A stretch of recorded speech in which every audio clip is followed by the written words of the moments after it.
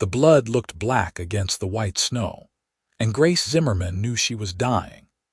Her own brothers had shot her over a land deed their father left behind, dragged her miles from town, and left her body to freeze in the unforgiving January cold of 1882. The wind howled through the Oregon pines as consciousness began to slip away from her like water through cupped hands, and she wondered if anyone would even find her before the wolves did. Kellan Thompson had been tracking a wounded elk for the better part of the afternoon when he noticed the crimson trail cutting across the animal's path. His buckskin mare snorted nervously as he dismounted, his weathered hands already reaching for the rifle on his saddle. At 26 years old, Kellan had seen enough death in his years as a ranch hand and occasional bounty hunter to know the difference between animal blood and human blood. This was human, and there was far too much of it. He followed the trail through the dense forest, his heart pounding harder with each step. The temperature was dropping fast as evening approached, and anyone injured out here would not last the night. When he finally spotted the crumpled form in a clearing ahead, partially covered by fresh snowfall, he broke into a run.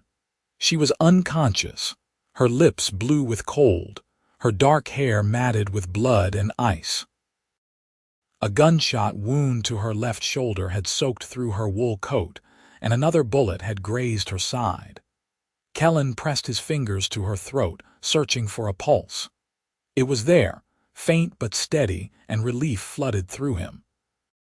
"Come on, stay with me," he muttered, quickly assessing her injuries.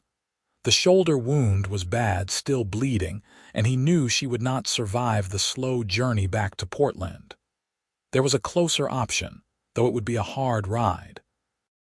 Old Doc Pritchard had a practice in a settlement called Timber Ridge, about 8 miles northeast. It was barely more than a logging camp with a general store and a church, but Pritchard was the best surgeon between Portland and the coast. Kellan stripped off his heavy coat and wrapped it around her, then lifted her as gently as he could. She was light in his arms, too light, and he could feel her shivering even in her unconscious state. He secured her on his horse, holding her against his chest as he climbed up behind her, then spurred the mare into the fastest pace he dared risk on the snowy trail. The ride to Timber Ridge felt like it took hours, though it was probably closer to 40 minutes. Kellan talked to her the whole way, nonsense mostly, anything to keep himself focused and to will her to hold on. "You are going to be fine," he said against her hair. "Doc Pritchard has steady hands, pulled a bullet out of me once and I barely have a scar. You just keep breathing for me." Her head lolled against his shoulder, and he could feel the warmth of her blood seeping through his shirt. He pressed his hand harder against the wound, trying to slow the bleeding, and urged his horse faster. Timber Ridge appeared through the trees like a gift from God. Kellan rode straight down the muddy Main Street, shouting for the doctor before he even reached the small wooden building with the painted sign. People came out of the general store and the saloon to stare, but Kellan paid them no mind. Doc Pritchard, a grizzled man in his 60s with kind eyes and steady hands, met him at the door. "Get her inside quickly now," he said, leading Kellan through to the surgery room in the back. "What happened?" "Gunshot wounds, 2 of them," Kellan said, laying her carefully on the examination table. "Found her in the snow about 8 miles south. She has been out there for hours, I think." The doctor was already cutting away her blood-soaked coat and the layers beneath, revealing the full extent of her injuries. "You did right bringing her here. Another hour and she would have been gone." He looked at Kellan with a measuring gaze. "You know her?" "Never seen her before in my life." Pritchard nodded and turned his attention back to his patient. "I need to get these bullets out and stitch her up. It is going to take some time. You can wait in the front room if you want, but make yourself useful and keep the fire going. She needs warmth as much as she needs surgery right now." Kellan found himself unable to leave. He stood by the wall, watching as the doctor worked with practiced efficiency, removing the bullet from her shoulder and cleaning the graze wound on her side. The woman never woke, even when Pritchard probed the wound, and Kellan found that more frightening than if she had screamed. "She is strong," the doctor said, as if reading his thoughts. "Body has shut down to preserve itself. That is good, means she is a fighter." He threaded a curved needle and began stitching. "Question is, who shot her and why?" Kellan had been wondering the same thing. Her clothes, though ruined now, had been well made. Her hands, what he could see of them, were not the rough hands of a laborer but the softer hands of someone who had not known hard manual work. "Someone who wanted her dead," he said quietly. "And someone who thought they succeeded," Pritchard added. He finished the stitching and bandaged the wounds with clean linen. "Now we wait and see if infection sets in. That is the real danger now, but she has got youth on her side and you got her here fast. That counts for a lot." The doctor found blankets and built up the fire in the small wood stove, and together they worked to warm her slowly and carefully. Kellan pulled a chair close to the examination table and sat down, suddenly aware of how exhausted he was. His shirt was stiff with her blood, and his hands shook slightly as he held them out to the fire. "You should get some rest yourself," Pritchard said. "There is a boarding house just up the street. Mrs. Chen keeps clean rooms." But Kellan shook his head. "I will stay if that is all right with you." "Just to make sure she pulls through." The doctor studied him for a long moment, then nodded. "Suit yourself. I will check on her through the night. You keep that fire going." He paused at the door. "You did a good thing today, son. Most men would have kept on tracking their elk." Kellan watched the steady rise and fall of her breathing after the doctor left. Her face, cleaned of blood now, was striking. High cheekbones, a determined chin, dark lashes against pale skin. He found himself wondering about her, who she was, what had led to her lying shot in the snow. And he wondered why he felt such a fierce protectiveness toward a complete stranger. The night passed slowly. Kellan dozed in his chair but woke at every sound, checking to make sure she was still breathing. Doc Pritchard came in twice to examine her and change her bandages, and each time he nodded with satisfaction. "No fever yet," he said. "That is a good sign." Just before dawn, her eyelids fluttered. Kellan leaned forward, his heart racing. Her eyes opened slowly, revealing dark green irises clouded with confusion and pain. She stared at the ceiling for a moment, then her gaze moved to him. "Where?" Her voice was barely a whisper, raw and weak. "Timber Ridge," Kellan said gently. "You are safe. You are with a doctor." Her brow furrowed as she tried to process this. Then, suddenly, fear flooded her expression and she tried to sit up. The movement sent pain shooting through her body and she gasped, falling back against the table. "Easy," Kellan said, reaching out to steady her shoulder. "You have been shot. You need to stay still." "My brothers," she managed, her breathing rapid and shallow. "They will come back. They will finish it." The words sent ice through Kellan's veins. Her own brothers had done this to her. "No one is going to hurt you," he said firmly. "I promise you that." "Can you tell me your name?" She hesitated, and he could see her struggling with whether to trust him. Finally, she whispered, "Grace Zimmerman." "I am Kellan Thompson. I found you in the snow yesterday. Doc Pritchard here patched you up." He poured water from a pitcher into a cup and held it to her lips. "Small sips. You lost a lot of blood." She drank gratefully and some clarity returned to her eyes. "How long?" "About 12 hours. You were unconscious the whole time." He set the cup aside. "Grace, if your brothers did this, we need to get the sheriff involved. They cannot be allowed to get away with attempted murder." Fear flashed across her face again. "The sheriff is friends with them. Everyone in Portland knows the Zimmerman boys. They are charming, likable." No one would believe that they shot their own sister. Her voice broke. They wanted the land. Our father left me the ranch in his will, and they wanted it. Philip said if I just signed it over, they would let me go, but I heard them talking. They planned to kill me either way. Kellan felt rage building in his chest. How many brothers? 3. Philip is the oldest, then Martin, then James. They are all stronger than me, all armed. She looked at him with desperate eyes. You should not have saved me. You have just made yourself a target too. They will know someone found me, and they will come looking. Let them come, Kellan said, though his mind was already working through the problem. She was right that this was dangerous.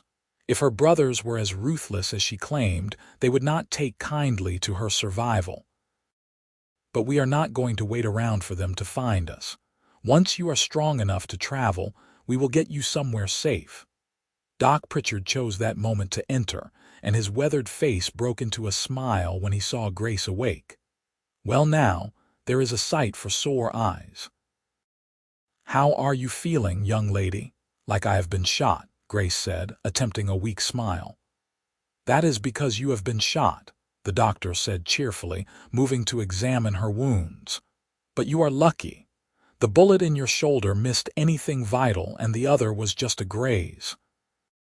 You will heal up just fine if we can keep infection at bay. He felt her forehead.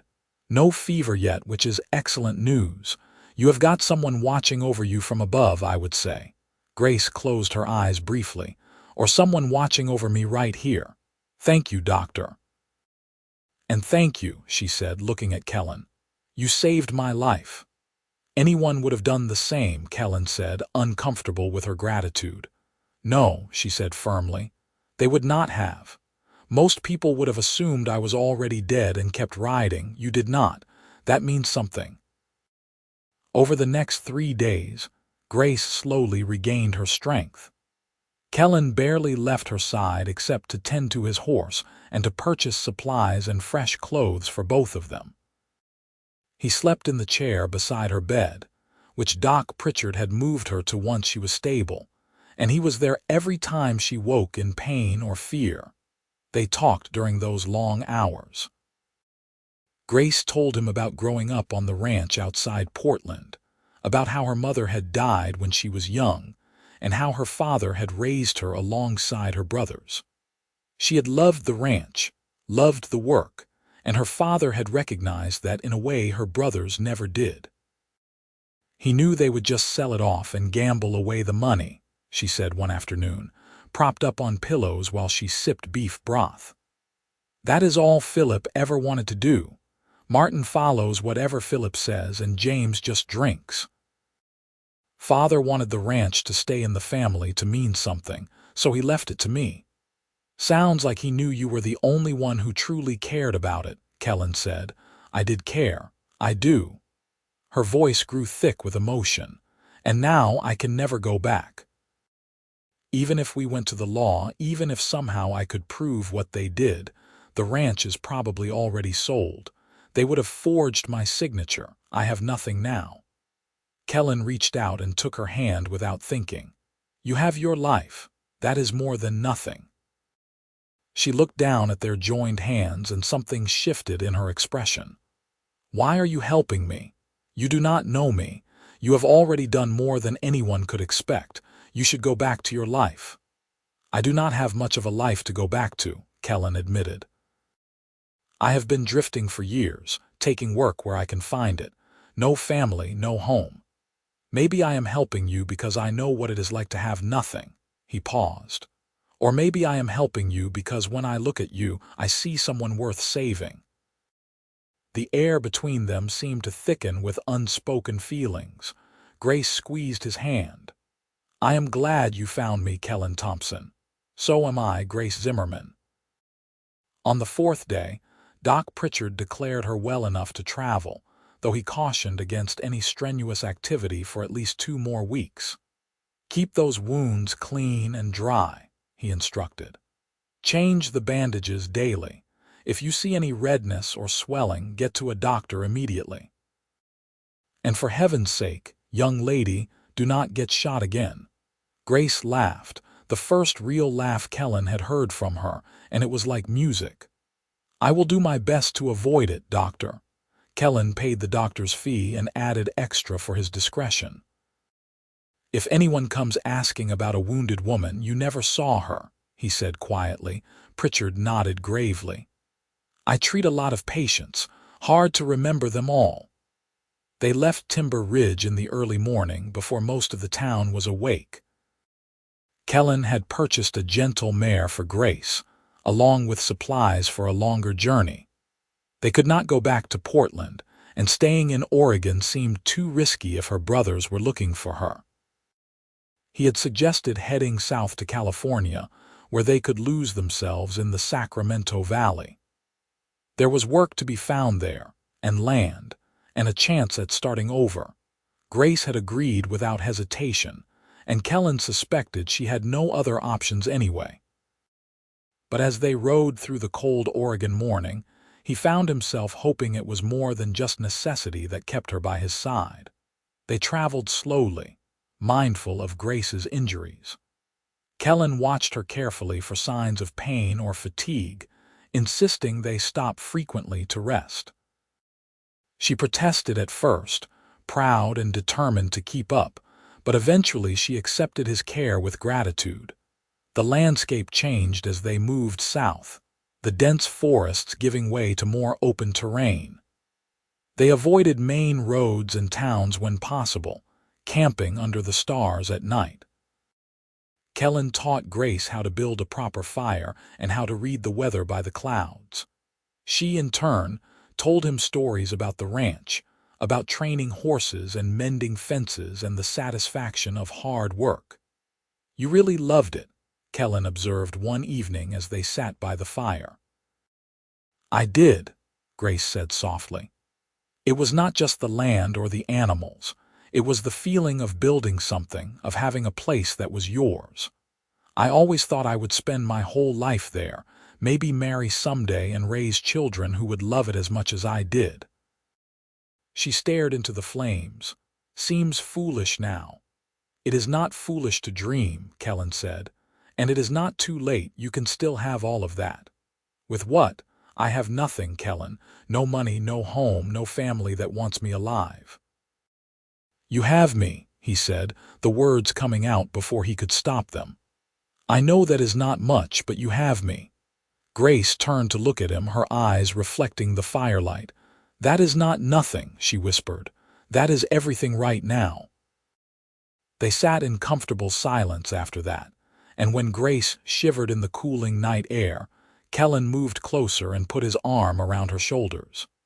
She leaned into him, and he felt something in his chest expand and warm, something he had not felt in years, if ever. By the time they crossed into California 2 weeks later, Grace's wounds had healed enough that she could ride without pain. Her strength had returned, and with it a determination that Kellan found himself admiring more each day. She was not broken by what her brothers had done to her. Instead, she seemed to grow stronger, more resolved to build a new life. They found work on a large cattle ranch outside Sacramento, owned by a gruff but fair man named Douglas Turner. He needed hands for the spring roundup, and while he raised his eyebrows at the idea of hiring a woman, Grace proved herself within the first week. She could ride as well as any of the men and better than most, and she had a way with the horses that even Turner had to acknowledge. Kellan and Grace settled into a rhythm of work and companionship. They lived in separate quarters, her in the women's bunkhouse and him with the other ranch hands, but they spent every spare moment together. They took meals side by side, rode out to check fences together, and sat under the California stars talking about everything and nothing. The other hands teased them good-naturedly about their closeness, but Kellan found he did not mind. Let them talk. What he felt for Grace went deeper than anything he could explain, deeper than attraction or friendship. She had become essential to him, as necessary as breathing. One Sunday in late March, they rode out to a meadow filled with wildflowers. It was their day off, and Grace had wanted to see the hills beyond the ranch. They dismounted and walked through the sea of colors, yellow and purple and red blooms dancing in the breeze. "It is beautiful here," Grace said, tilting her face up to the sun.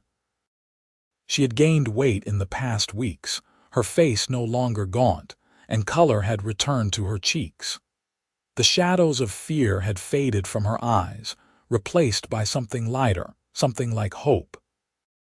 Kellan thought she was more beautiful than all the flowers combined, but he kept that observation to himself. Instead, he said, "Are you happy here?" Grace considered the question seriously. "I am," she said finally. "I miss the ranch sometimes, miss what could have been. But I am alive, and I have work I love, and I have you." She looked at him directly. "I do have you, do I not? Or am I assuming too much?" Kellan's heart was pounding so hard he was sure she could hear it.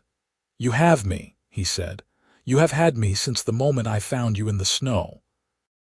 I just did not know if you felt the same way."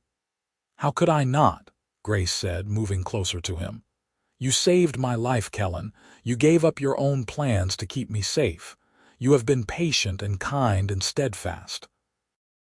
I think I started falling in love with you in that doctor's office, when I opened my eyes and saw you there, this stranger who cared whether I lived or died." "You are not a stranger anymore," Kellan said, reaching up to cup her face in his hands. "You are everything to me, Grace. I love you. I have loved you for weeks now, maybe from the very beginning. I just did not want to presume, did not want to take advantage when you had been through so much." "You could never take advantage of me," Grace said, and then she kissed him. The kiss was gentle at first, tentative, but it quickly deepened into something more. Years of loneliness and searching seemed to melt away as Kellan held her close, pouring everything he felt into that kiss. When they finally broke apart, both were breathing hard, and Grace was smiling wider than he had ever seen. "Marry me," Kellan said, the words tumbling out in a rush. "I know it is soon. I know I do not have much to offer you yet, but I swear I will work every day to give you the life you deserve. We can save up and buy our own land someday, build our own ranch. I will spend the rest of my life making you happy if you will let me." Tears spilled down Grace's cheeks, but she was laughing. "Yes," she said. "Yes, of course, yes. I do not need grand promises, Kellan. I just need you." They were married in Sacramento a month later in a small church ceremony with Turner and his wife as witnesses. Grace wore a simple blue dress that Mrs. Turner helped her make, and Kellan wore his best clothes, his dark hair slicked back and his face clean-shaven. When the preacher pronounced them husband and wife, Kellan kissed her with such joy that the small congregation broke into applause. Turner gave them a bonus as a wedding gift and time off for a brief honeymoon. They spent 3 days in a small hotel in Sacramento, learning each other in the privacy of their room, laughing and loving and planning their future. Grace proved to be passionate and unashamed, and Kellan found himself falling even more deeply in love with her, if that was possible. When they returned to the ranch, they moved into a small cabin that Turner kept for married hands. It was not much, just 2 rooms and a porch, but it was theirs. Grace made curtains and planted flowers, and Kellan built her a bookshelf and brought her wildflowers every week. They were building a life together, one small piece at a time. By summer, Grace discovered she was pregnant. She told Kellan one evening after dinner, her eyes bright with excitement and a touch of nervousness.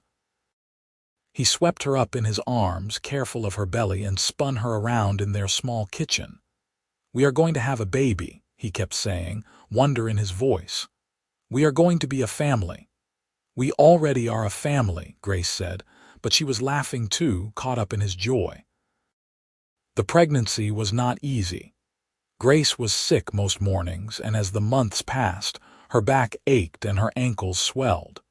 But she never complained, and Kellan did everything he could to make her comfortable. He rubbed her feet at night, made her special teas, and rearranged his work schedule so he could be closer to the cabin in case she needed him. Turner was understanding, his own wife having borne 5 children. He gave Grace lighter duties and eventually told her to stop working altogether and rest. She protested at first, restless and unused to idleness, but eventually she accepted it. In January of 1883, almost exactly a year after Kellan had found her in the snow, Grace went into labor. It was a difficult birth that lasted through the night and into the next day. Kellan paced outside the cabin while Mrs. Turner and the midwife worked inside, feeling more helpless than he ever had in his life. He could face down dangerous men, track prey through wilderness, survive harsh conditions, but he could not do this for her, and it tore him apart. When he finally heard the cry of a baby, he nearly collapsed with relief. Mrs. Turner opened the door, her face tired but smiling. "You have a son," she said, "and your wife is asking for you." Kellan rushed inside to find Grace propped up in their bed, exhausted but radiant, holding a tiny bundle wrapped in blankets. She looked up at him with such love that his throat tightened with emotion. "Meet your son," she said softly. Kellan approached slowly, almost afraid to breathe. The baby was red-faced and squalling, with a shock of dark hair and tiny fists waving in the air. He was perfect. "Can I hold him?" Kellan asked.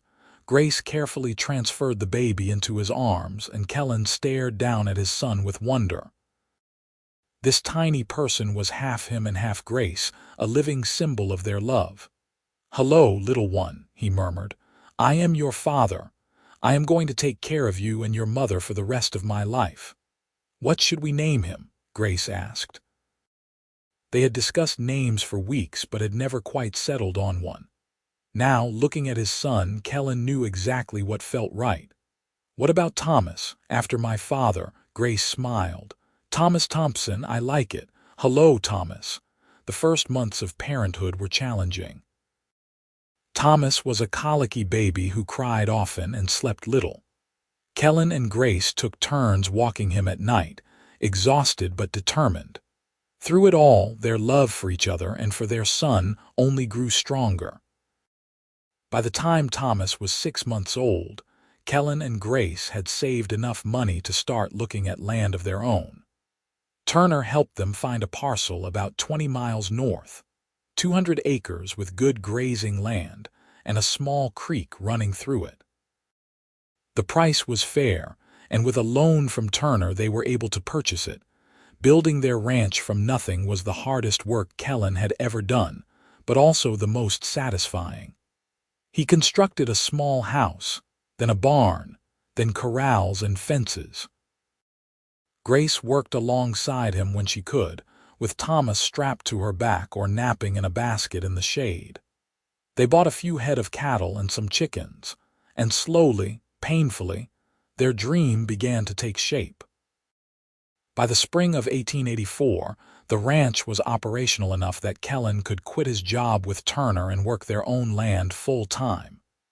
It was a risk, but Grace believed in him, believed in them, and that gave him the courage to take the leap. The first year was lean.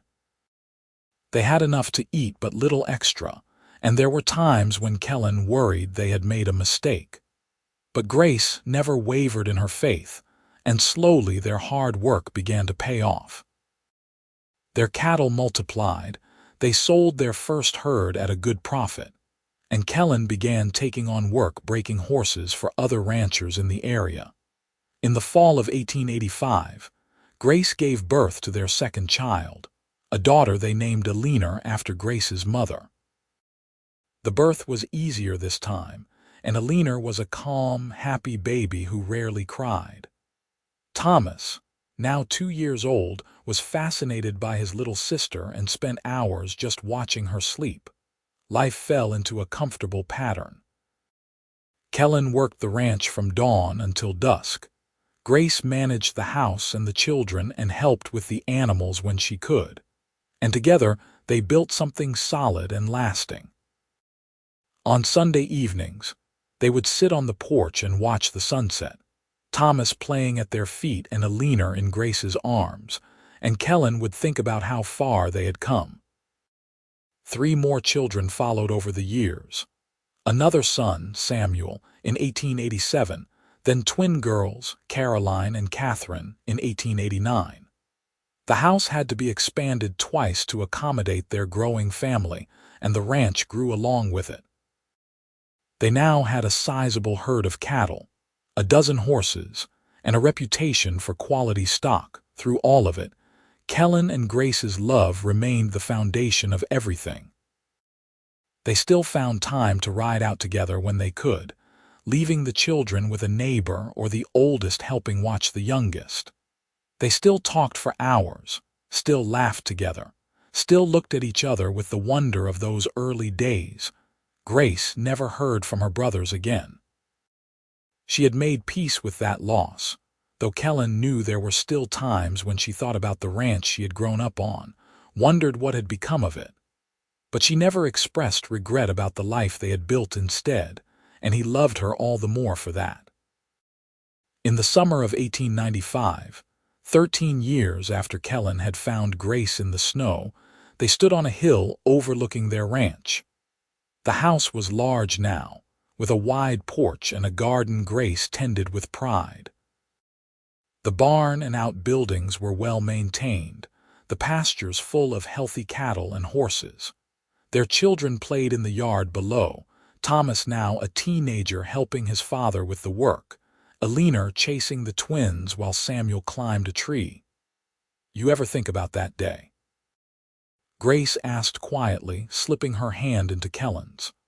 "The day you found me." "Every day," Kellan admitted. "Sometimes I wonder what would have happened if I had decided to track that elk a different direction, if I had been 5 minutes later, if I had decided you were already dead and kept riding." "But you did not," Grace said, squeezing his hand. "You found me, and you saved me, and you gave me all of this." She gestured at the ranch, at their children, at the life they had built. "I was left to die in the snow by people who should have loved me. But instead of that being the end, it was a beginning. You gave me a beginning, Kellan." He pulled her close, breathing in the scent of her hair, still amazed after all these years that she was his. "We gave each other a beginning," he corrected. "I was drifting before I found you, no direction, no purpose. You gave me all of that. You made me want to be better, to build something, to have a home." "We make a good team," Grace said, tilting her face up for a kiss. "The best," Kellan agreed and kissed her thoroughly. Thomas called up to them from below, asking for help with one of the horses, and they made their way down the hill hand in hand. As they walked, Kellan thought about all the years ahead of them, watching their children grow, building their ranch even larger, growing old together. It would not always be easy. There would be hard times, losses, struggles, but they would face it all together, just as they had faced everything since that cold January day when he had found her bleeding in the snow. That night, after the children were in bed, Kellan and Grace sat on their porch in the rocking chairs he had built for their 10th anniversary. The Oregon night was cool and clear, full of stars, and somewhere in the distance a coyote howled. "I want to tell you something," Grace said suddenly. "Something I never told you before." Kellan looked at her, curious. "What is it?" "When I was lying in that snow, when I thought I was dying, I prayed," she said. "I prayed that if I had to die, at least let it be quick. Let me not suffer. Let me just go to sleep and not wake up." She paused, her voice growing thick with emotion. "But then you found me, and you did not let me die. You fought for me when I could not fight for myself. And every day since then, I have thanked God that my prayer was not answered the way I asked. Because if it had been, I would have missed all of this. I would have missed you." Kellan felt tears prick his own eyes. He reached over and took her hand, threading his fingers through hers. "I would have missed you too," he said. "My whole life would have been empty without you in it." They sat in comfortable silence after that, rocking gently, hands clasped, hearts full. Inside, their children slept safe and warm. Around them, their ranch thrived. And above, the stars wheeled through the endless sky, marking time, marking the years of a love that had been forged in snow and blood and desperation, and had grown into something beautiful and unbreakable. Years continued to pass in a steady, satisfying rhythm. Thomas grew into a fine young man, taking on more and more responsibility on the ranch until he was practically running it alongside his father. Eleanor became a skilled horsewoman, with a particular talent for training the difficult ones that no one else could manage. Samuel showed an interest in land management and began helping negotiate deals with buyers and other ranchers. The twins, Catherine and Caroline, were inseparable and full of mischief, but also incredibly helpful around the house and with the younger animals. By 1900, the Thompson Ranch was one of the most successful in the region. They employed several hands to help with the work, and Kellan had enough financial security to breathe easy for the first time in his life. More importantly, his family was healthy and happy, and his marriage to Grace was as strong as ever. That spring, Thomas announced his engagement to a young woman from Sacramento, the daughter of a merchant Turner had introduced him to. Kellan and Grace welcomed her into the family with open arms, and the wedding that summer was a joyful celebration attended by half the county. Watching his son get married, seeing the way Thomas looked at his bride with such devotion, Kellan was transported back to his own wedding day nearly 20 years earlier. He glanced at Grace beside him and found her watching him with a knowing smile. "What are you thinking?" she whispered. "That I am a lucky man," he whispered back. "That I have been blessed beyond measure." "We both have been," Grace said and kissed his cheek. The following year, Eleanor met a young rancher from Washington and fell head over heels in love. Kellan was more reluctant to let his daughter go, but Grace reminded him gently that they had to let their children make their own lives. Eleanor married in the fall, and though she moved north with her husband, she visited often and wrote long letters about her new life.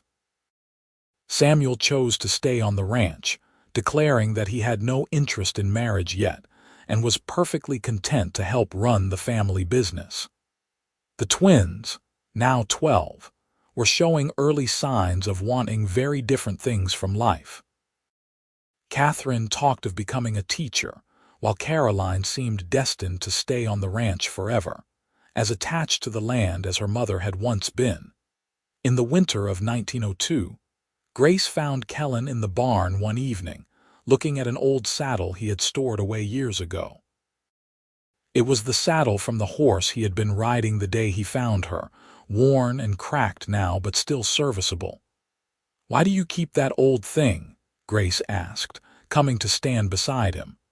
"Because it reminds me of the most important day of my life," Kellan said simply. "The day I found you.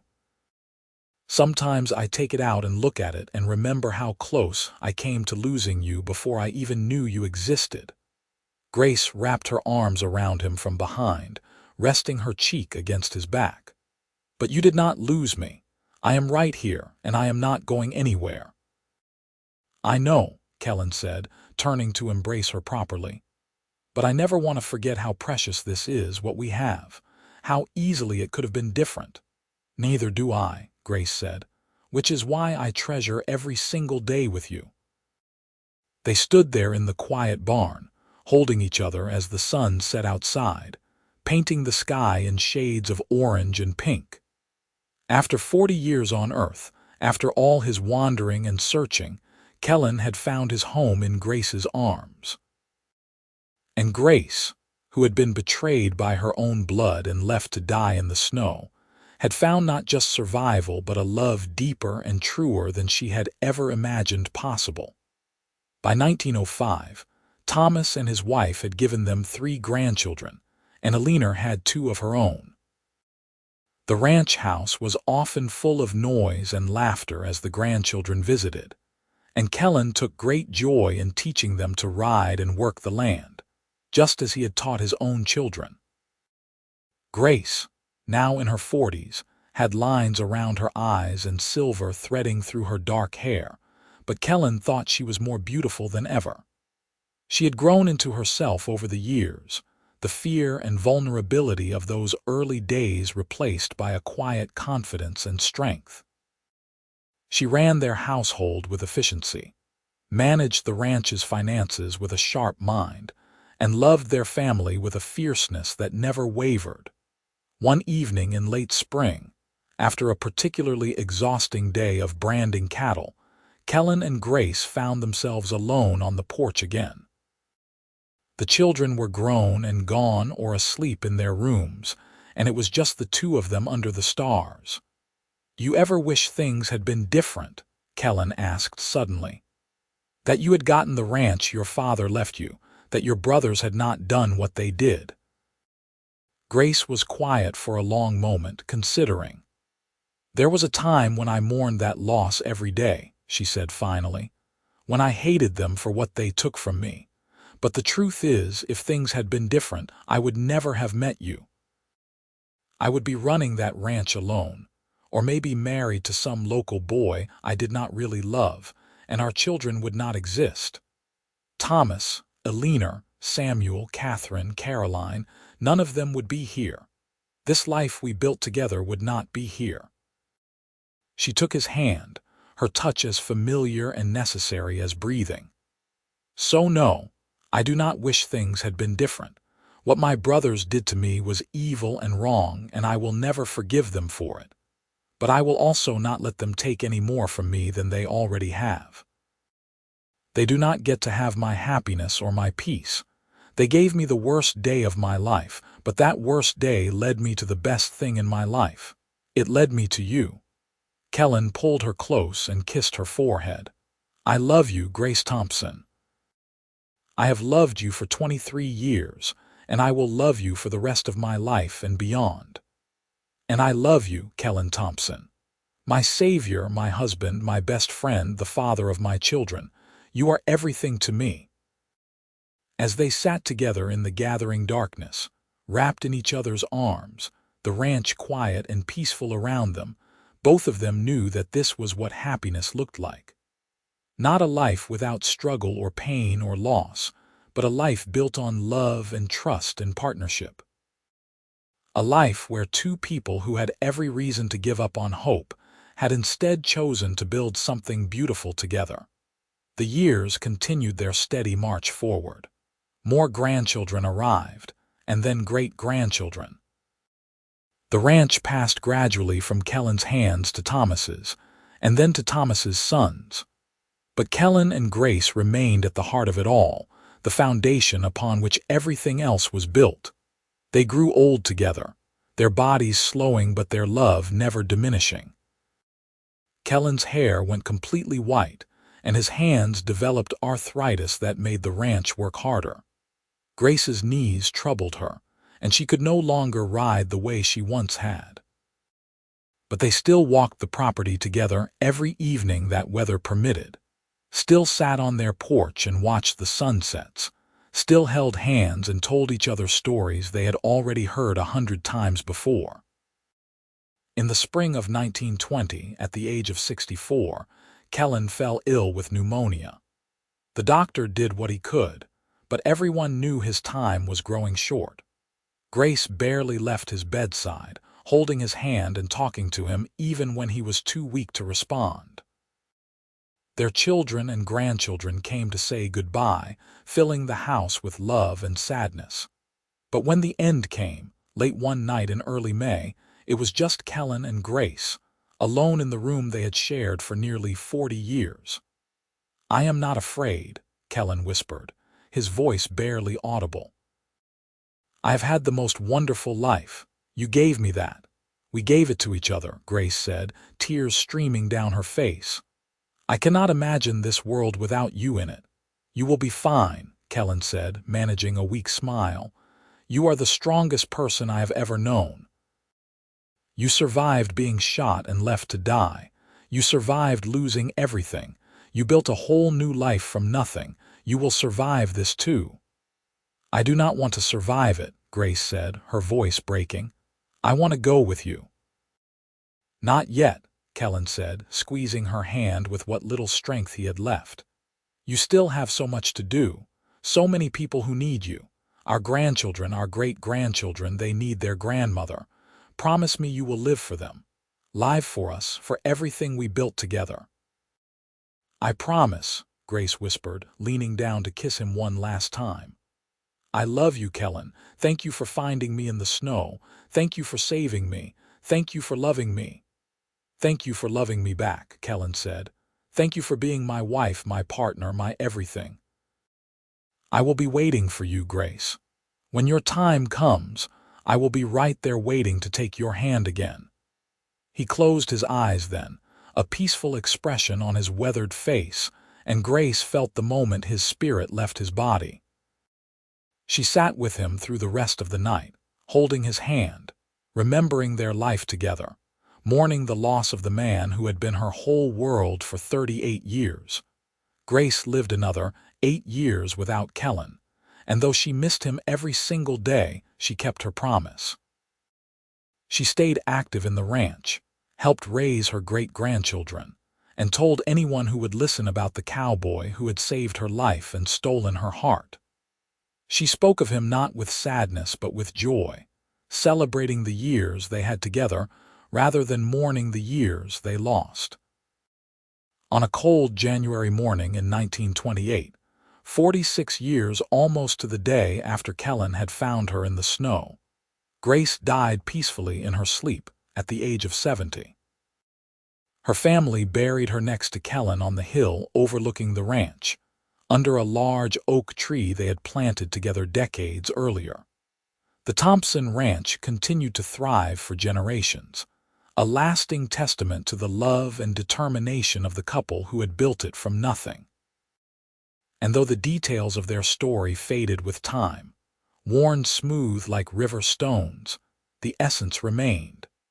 That love could be found in the darkest moments, that hope could survive even the worst betrayals, and that two people who should never have met could build something beautiful and lasting that would echo through the years long after they were gone.